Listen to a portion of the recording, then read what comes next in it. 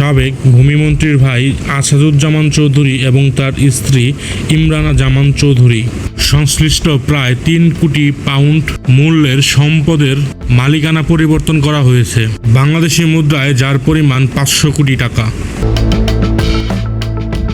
আসাদুজ্জামান চৌধুরীর মালিকানাধীন রনি 42 কোম্পানির চলতি বছরের ১৯ সেপ্টেম্বর বড় ধরনের পরিবর্তন আসে। ওই দিন আসাদুজ্জামান কোম্পানির পরিচালক পদ থেকে পদত্যাগ করেন এবং আজারবাইজানের নাগরিক আসিফ পিএফ কোম্পানির একক নেতৃত্ব পান কোম্পানির মালিক এবং পরিচালক হিসেবে। এই কোম্পানির নামে 2টি অ্যাপার্টমেন্ট রয়েছে, যার বাংলাদেশি মূল্য প্রায় ১৪৭ কোটি টাকা।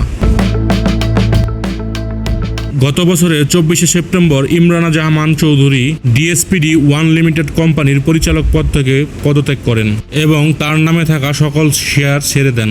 কোম্পানির মোট শেয়ারের মধ্যে ইমরানা জামান চৌধুরীর শেয়ার ছিল মোট ৫০%, যা তিনি নাদিয়া মুমিন ইমামের কাছে হস্তান্তর করেন, যার ফলে তিনি এখন কোম্পানির একক শেয়ার হোল্ডার, নিয়ন্ত্রক এবং মালিক। গত জুনে যুক্তরাষ্ট্রের ন্যাশনাল ক্রাইম এজেন্সি বাংলাদেশ সরকারের অনুরোধে সাবেক ভূমিমন্ত্রী সাইফুরুজ্জামান চৌধুরীর নামে থাকা প্রায় ১৭ কোটি পাউন্ড মূল্যের সম্পদ জব্দ করে। সংস্থাটি এসব সম্পদের উৎস তদন্ত করছে।